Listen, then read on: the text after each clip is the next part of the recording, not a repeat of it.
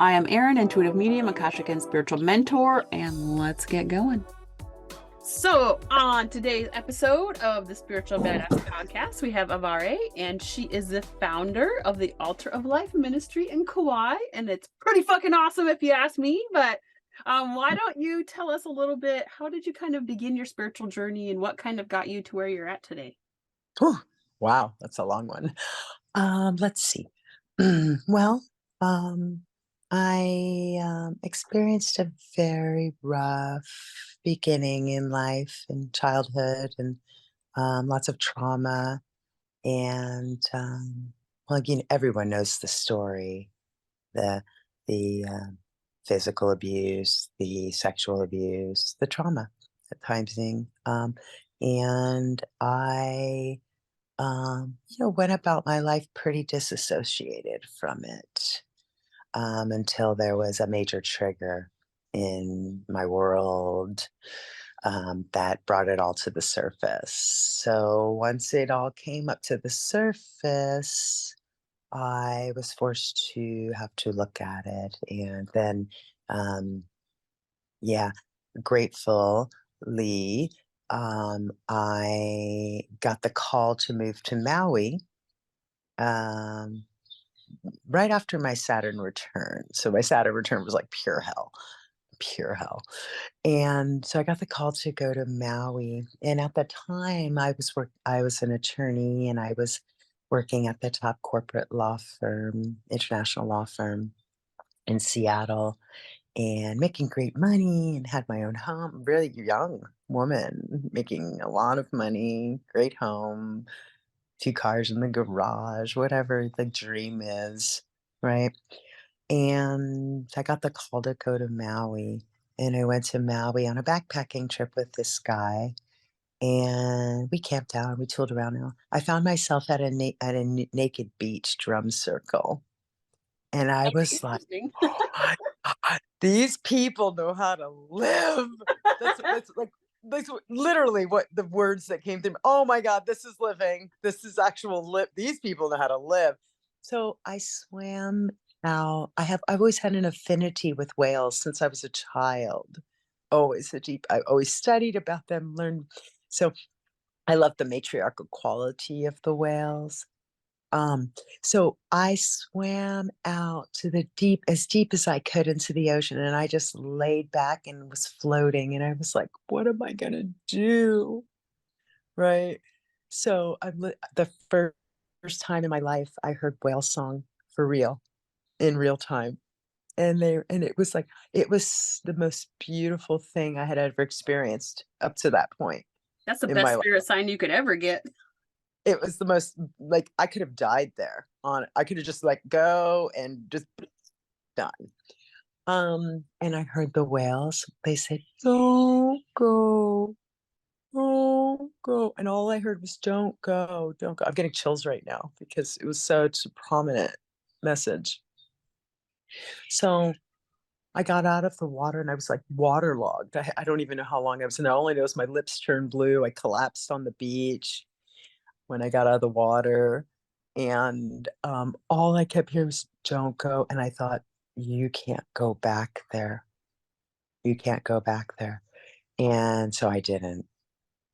And I basically didn't show up for work. And I was on a contract. I was signed to a 10-year contract. Okay. Yeah. Oh, God. Yeah. They were putting me through law school and everything. So I was like, I can't go back there. I'm not going back. And I'm like, oh, fuck, what am I going to do? I'm going to listen to the whales. So I didn't go back. I lost everything, lost my children, lost everything I owned, got sued, everything. Um, and I didn't go back. And I lived on that beach for 6 months. Like literally lost everything. I had no money, nothing. I was like, in spirituality, they call it taking sannyas. You basically renounce the world.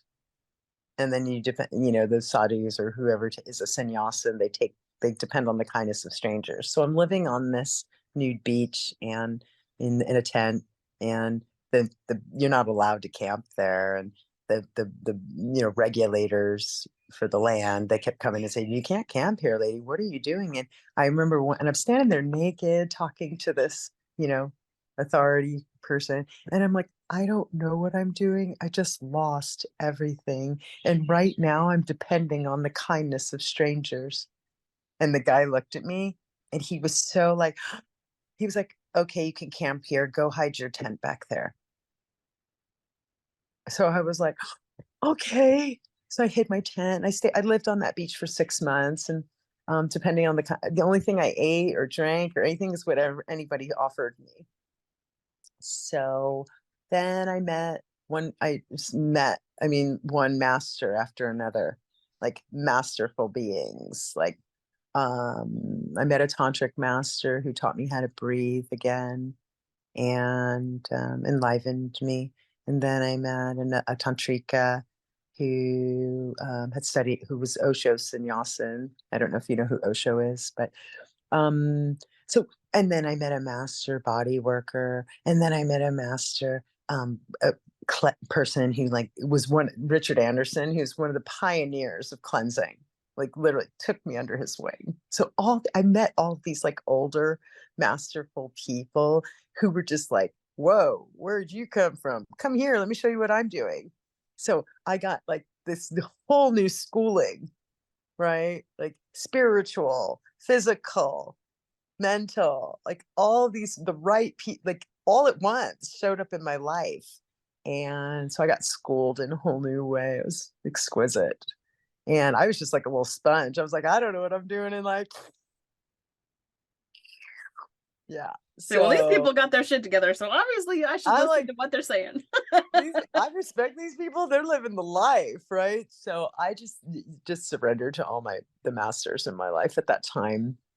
And I met a woman who was a tantrika who took me to her temple. She saw me.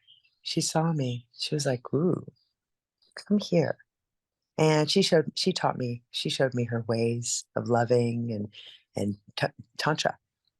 So I spent 20 years of my life working with the masculine tantrically.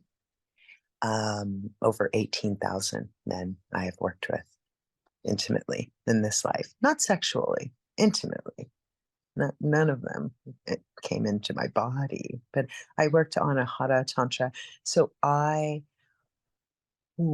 kept a temple space. I sat naked. That's the truth. I made an altar, and men would come to me and gift my altar, and I would show them the ways of loving, non-sexual, heart tantra. And I did that, and during that time, I was afforded the luxury to really take care of myself. Right. So I was, like I said, I was studying with Richard Anderson and Dr. Davidson and my dear friend Len Watson, who were all yogis, um, raw foodists, like supernatural, and Dr. Davidson and Richard Anderson, who's an ND, pioneers in cleansing and purification of the body. So they showed me their ways at the time. So I spent 20 years like cleansing and purifying and doing my work with the masculine. And I got to a point about 7 years ago where I was like, my body was saying, "You know what? Enough already." And I listened to my body first before anything every day. So my body was like, "That's enough." So I put myself in a sadhana, a 20-day fast and sit still and like a vipassana. And I built an altar, and I have this labradorite heart, and I put my heart on the altar of life. And I said to God, "I have served you this way. How would I serve you now? How can I'm ready for my next level. How will I serve you now?" And I listened and listened, and I didn't hear anything at all. All I heard at the end of the 21 days was "just be grateful." And I was like, "Oh my God, that's so easy. I'm so grateful." I mean, the first words out of my mouth after the silent retreat was "thank you." So I came out of that retreat and I went home. I was at my friend's retreat center. I went home to my farm on the Big Island, and I was really disappointed.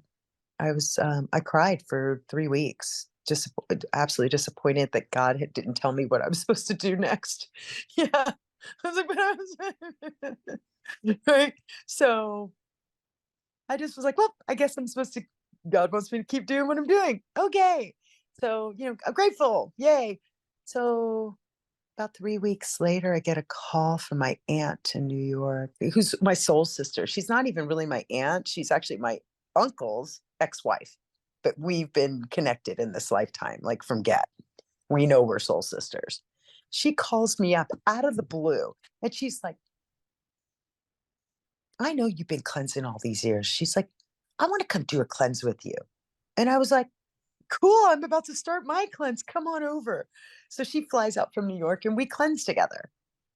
And it was like, whoa, like major. We did like some major, major, major, major work retrieving the mother's lost will. It was so like potent.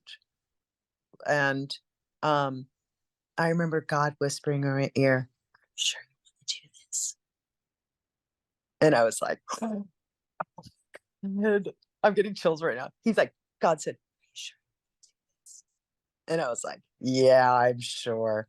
One person after another, after another, after another, after another has called me to help them cleanse. I don't advertise. I don't solicit. I don't really put myself out there. This is like, even doing this is major for me, but I like you. I like you So too. I mean, like, I just felt resonance between us. I'm like, yeah, I can have a conversation with her. Awesome.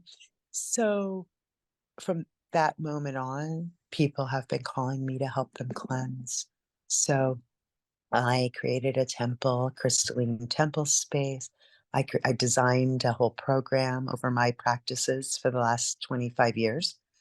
Um, and I wrote a book called Awakening Through the Path of Purification.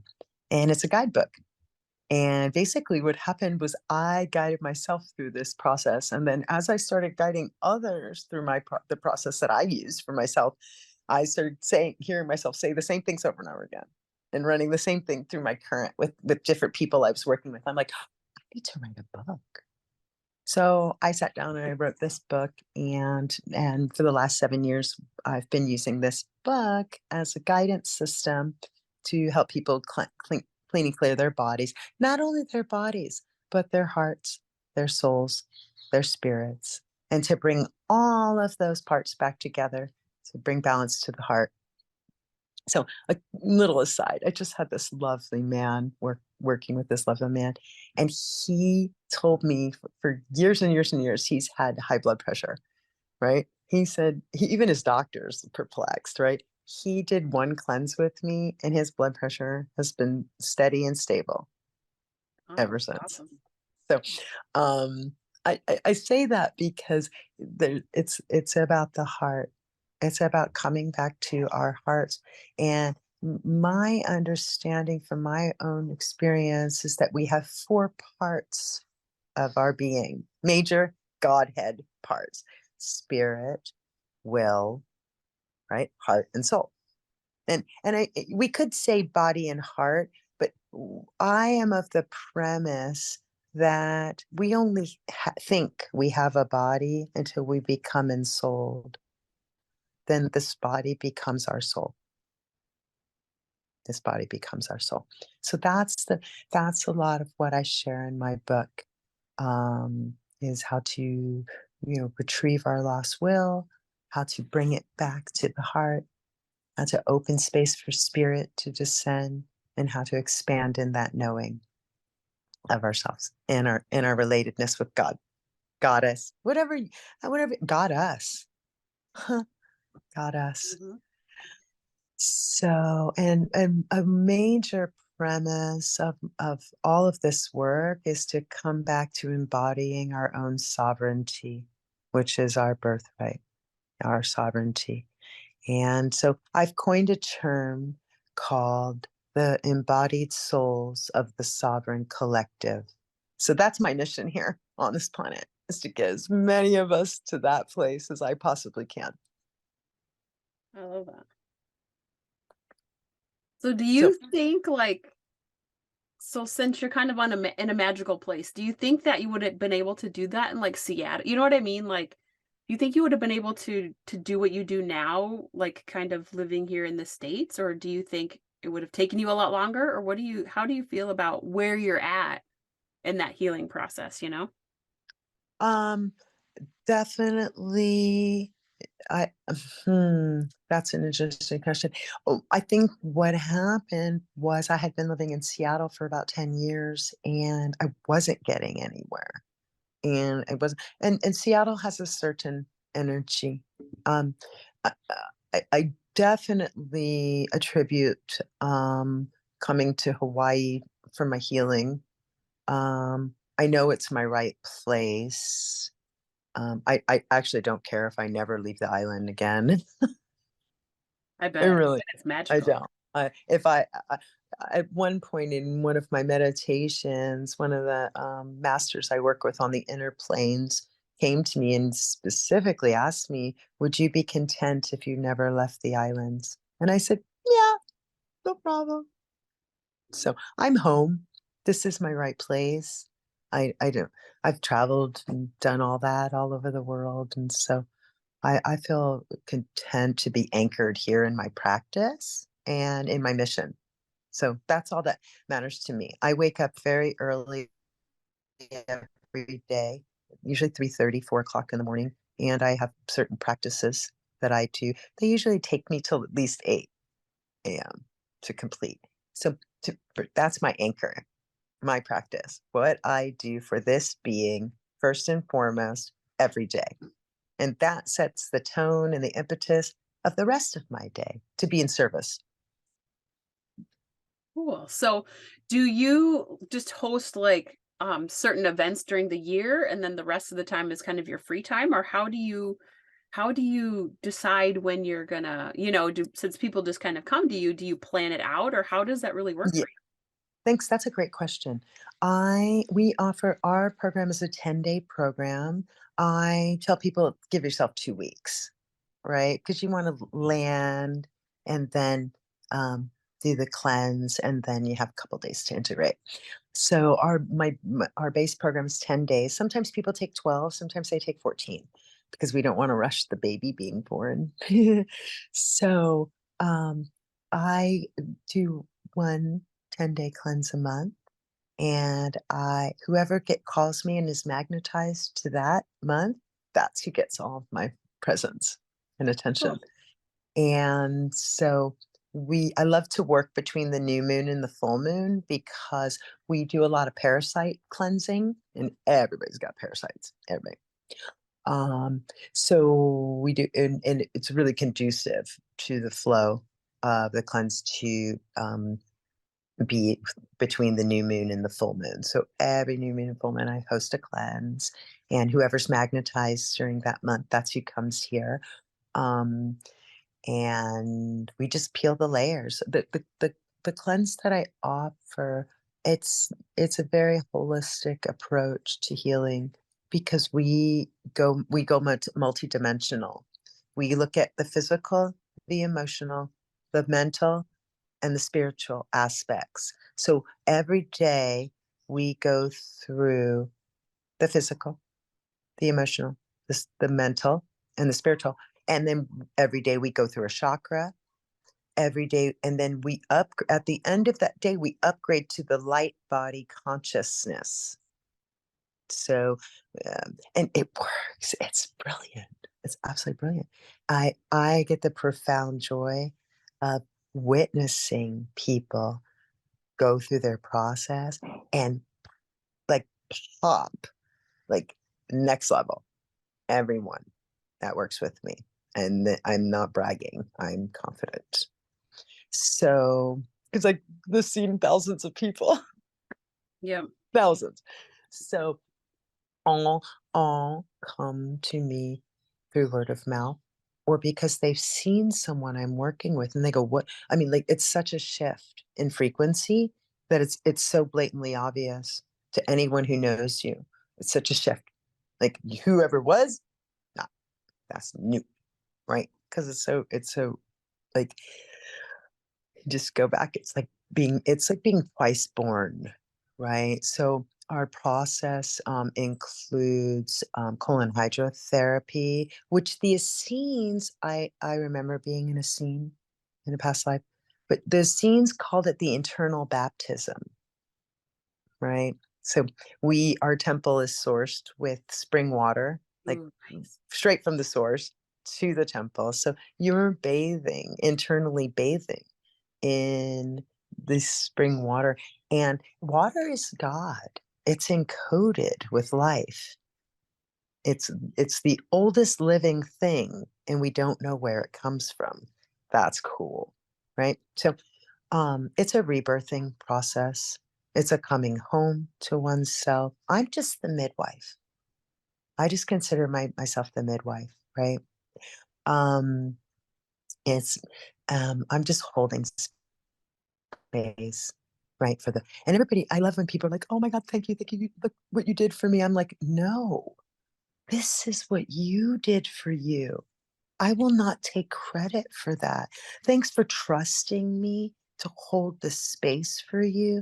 It's actually where I feel the most grace in my life, is that people who don't know me or don't know anything about me, because they've seen the results of my work, they trust me. And that is a profound grace. It's a profound grace. So I don't take it lightly at all. Yeah. And, And I mean, that's how I work with people too. It's like, I'm not doing it for you. I'm mhm, helping you. I'm yeah, pushing, you know what I mean? Getting you yeah, to yeah, expand and to know that power. You already have that power. It's just we exactly. need to uncover it, and you have to feel confident Exactly. in it, like, because you're an amazing soul. Everybody's an amazing Totally. soul. And Well, here's something that I've experienced myself and what I see happening in the cleanse is when we are holding on to old shit inside the body, our body is actually, what happens is we keep running those old programs. yeah, We keep running those old thoughts because we're holding on to old shit. I am telling you, I see time and time again when that stuff comes out of people, they're like, boing, yeah, they're not running that old shit anymore. And it's really cool to actually witness people going, oh my God, like what's coming out of here is the same as what's coming out of here. yeah, So it's quite exquisite. It's quite exquisite. And I mean, leaps and bounds. Like, I'll give you an example is that when we've experienced trauma, our body locks up. That's its natural defense mechanism to like contract and protect itself. So what happens is if I have some food in there or something that's digested, and let's say someone who got in a car accident, boom, impact, contraction, right? And then whatever was in there got contracted too, right? So especially because the core like sees it. So and then parasites, that's a whole nother level, right? The parasites are actually making us think like them. They are making us crave foods that they want. They are it's quite, I mean, amazing. I've seen this in myself even.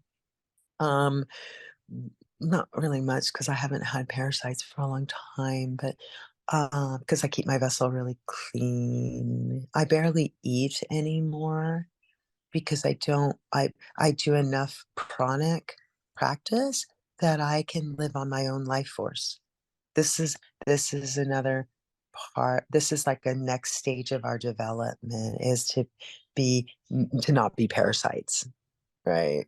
Um and so I I I I don't eat very much anymore.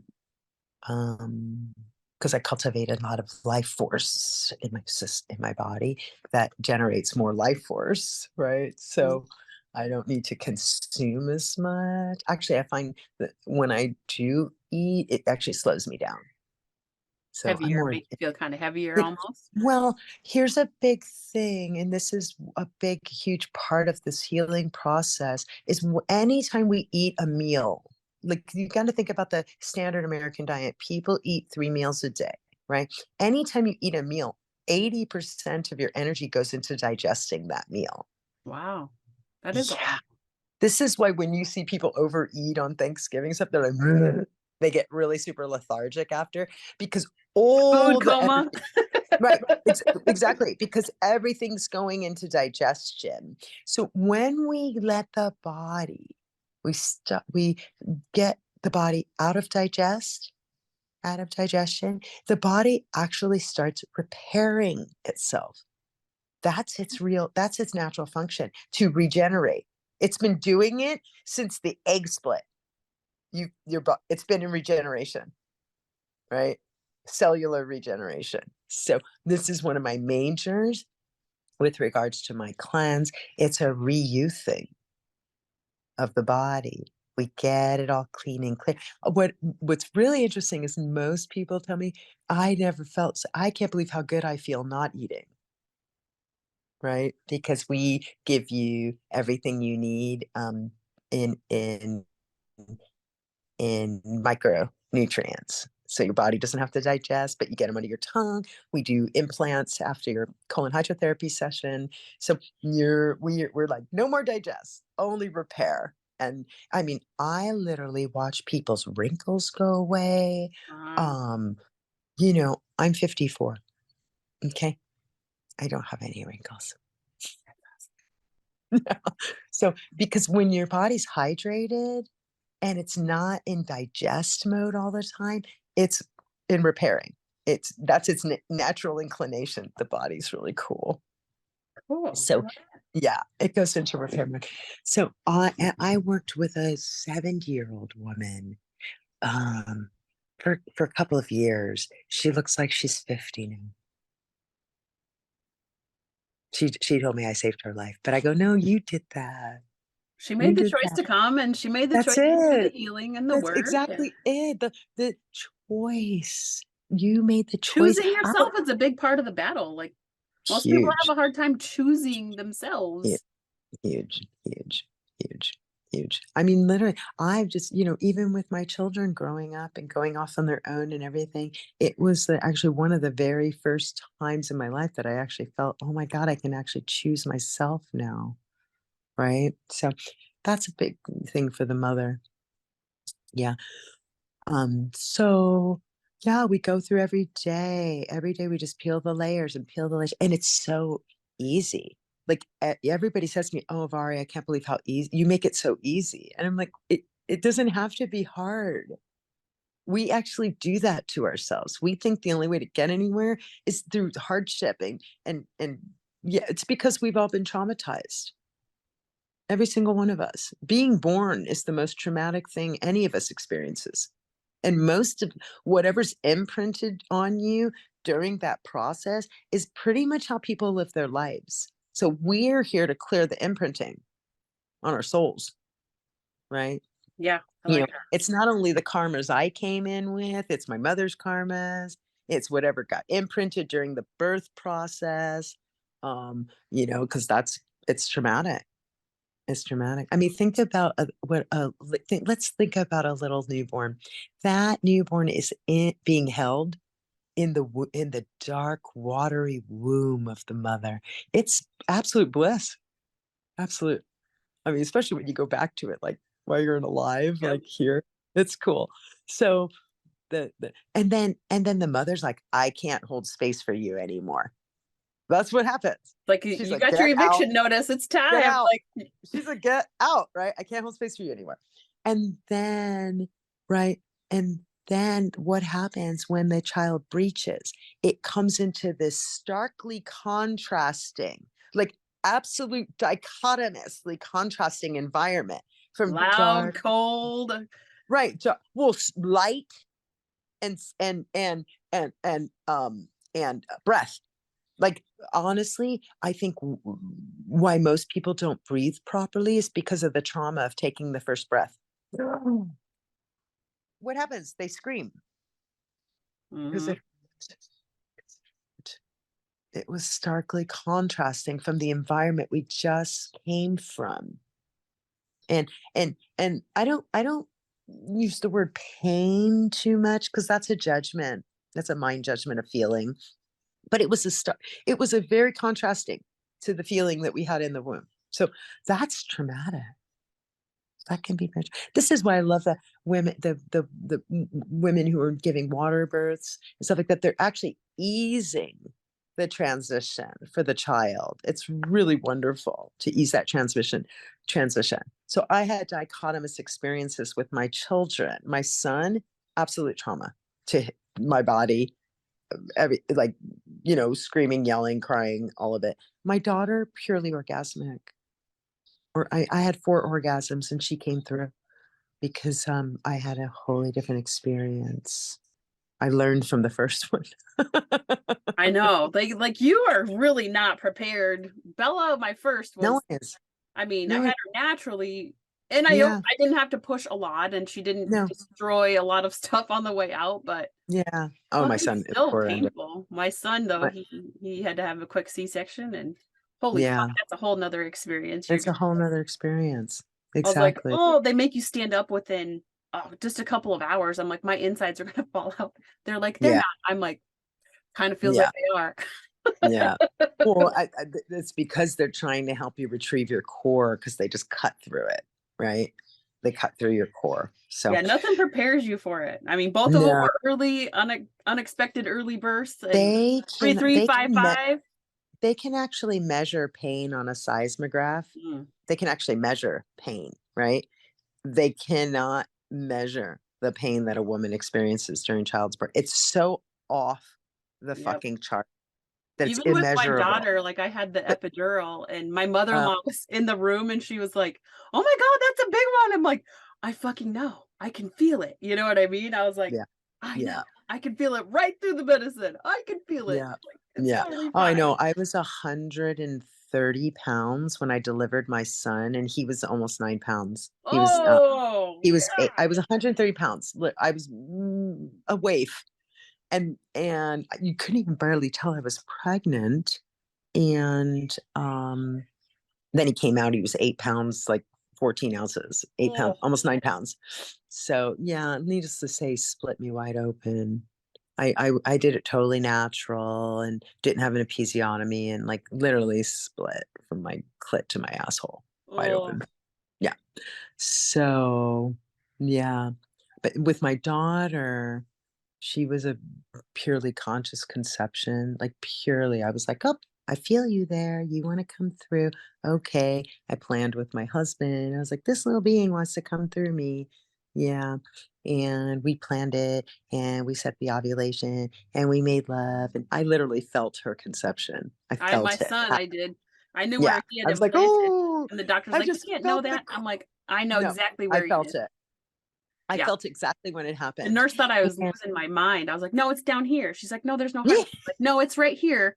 I know exactly where," because he implanted yeah, really low into the right, exactly. because it was Well, painful for me. they can't believe that someone could be that in tune with their own being because 'cause they're No. not. And this And was that before even my spiritual journey. That was yeah, 15 years ago. me too. So, Me too. it was like, "No, I know exactly where he's Actually at." actually, I believe that my daughter coming through me set the impetus of my spiritual journey, truly, because, something awakened in me when I felt that conception. When I felt conception happen in Yeah. me, something awakened in me that was not going to be quelled again.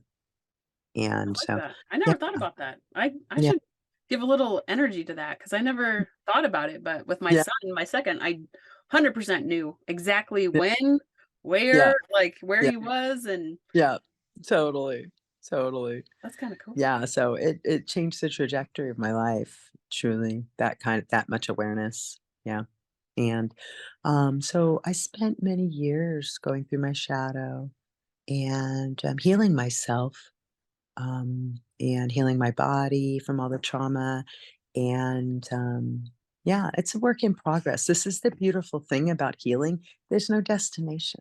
No, it's a It's lifetime journey. I mean, you didn't store up all yeah, your traumas overnight. It took me 39 right, years to start so processing them. So it's going to take exactly, another 39 to, exactly.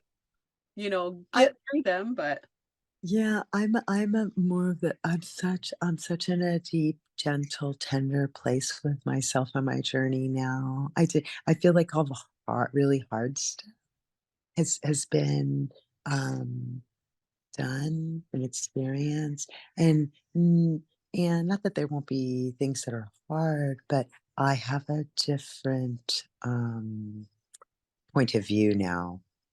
Yeah, and yeah, one thing I do know and something I do share with the women that I work with is our superpower is pure magnetism. It's our superpower. I like And that. And it's everybody also, has their own version of it. well, it's also a huge responsibility, right? It's a huge responsibility. And because women magnetize what we feel, we don't magnetize what we think, we magnetize what we feel. So it's really helped me get out of my mind and into my body and really get in tune with what I'm feeling because that's where my gold is, and that's where all the juice is, and that is how I manifest my reality. So I like it's been that. really helpful for me um, to not only recognize that, but absolutely honor it because then I actually get to choose how I feel Ooh, I like and that. what I'm magnetizing. I like that. Okay, Yeah. so tell me, what do you have going on? Where can people find you? And what do you want to leave people with? Well, what I have going on right now is, like I said, we have our crystalline temple where we help people come home and come home to themselves and their own heart and soul, and clean and clear their vessel so that they can be more about what they're doing in the world. And I'm in the creation of now a women's refuge that I'm going to call the Three Jewels Women's Refuge. And so I am going to expand to Maui and create a, a sanctuary. I created a sanctuary for myself here. And so now I feel the impetus, the great impetus to expand from that center and create a sanctuary for my sisters to come home and heal. So that's what's turning me on right now. So And will you take donations for something like that since it's like a refuge, or is it like a spiritual refuge? I'm working with a couple of women and to design something that supports all women. So you might not necessarily, some people who are capable will make a donation. Some people won't have funds, but time and energy are precious and sometimes even more important than money. Yeah, Actually, because maybe they have something to I offer believe my others, you time and know? energy are more important than Yeah. any dollar. Well, That's if the you truth. think if you can bring people in that can help others, you know what I mean? Like Well that could well, be their that's my payment or point, that's my point. Well, I wanted to sign it structurally as, like an ashram, right? Where but it's more like a dakini school. I've been a yogini for 25 years and in many lifetimes a tantrika. So I'm in a vajra practice right now with myself. So um, I want to create an opportunity that gives all women the um, the the access to. So that may mean that some women who are um, mm, financially well off, they may make donations. And then women who have no finances, they may come in and perform seva's service. So all of it has to, the community thrives on people in their highest joy being of service. So, and really in true Dharma, you get to choose how you serve. It's beautiful. I mean It's that's a pretty like unique and sacred space, you know. So you absolutely need to give yourself some major props there because, you know, it's it's not always readily available, like usually there's a financial exchange and there's not so much of a what can Yeah. you offer, you know what I mean? So it's really Yeah. cool that you can Yeah. create a place like that, you know what I mean? Yeah. I Or- prefer to be the value without the price. So, and even with my ministry now, I don't pay myself. We have a board of directors that runs everything, and I am just here to be in my service. This is the dharma that I chose for myself. I created it, I chose it, and I serve it. So this is what I mean about dharma. Dharma means service, right? So it's actually a higher, um, the higher quality of service, because first of all, you choose it because it calls to you. It calls you and you choose to answer the call or not, right? And when a woman is following her calling, she's in her highest joy and she needs nothing else. She needs nothing else. So that's where I feel like I am in my life right now. Like all I need to do is exactly what I'm doing, which is to live my calling, to be in my dharma, and to love being of service to others Oh, I like that. in this way. Okay, so What you I have find that is that going when on. people What else try do you to have going dictate on? how I serve, it doesn't work for me. That's what I find. So what else do you have going on? Is there anything like purposeful that you're putting out or doing? Well, we do a lot of different things here. I teach Kundalini yoga. Oh, cool. I'm on my fifth thousand. Actually, I'm just completing my fifth 1,000-day sadhana, my 1,000-day practice. So in June, I'll be complete with that practice, and I'll start a whole new practice. That's how I hold myself in anchoring on the planet. So I teach Kundalini yoga. I design personal practices for people based on their tantric numerology. So, like I said, our cleanse has to do with light body upgrade, and there's 11 light bodies. And so every time I do a cleanse with people, I do a tantric numerology and I see which light bodies need the most activation.